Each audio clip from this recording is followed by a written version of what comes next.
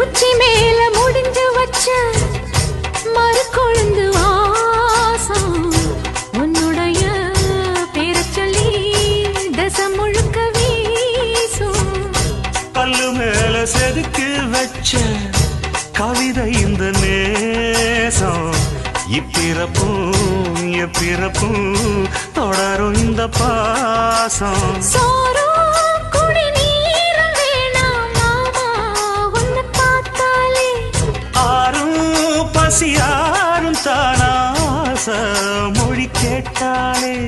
உன்னை பிரிஞ்சிருக்க தன்னந்தனிச்சிருக்க அம்மம்மாடி அப்பப்படி என் மனசு ஒத்துக்காது.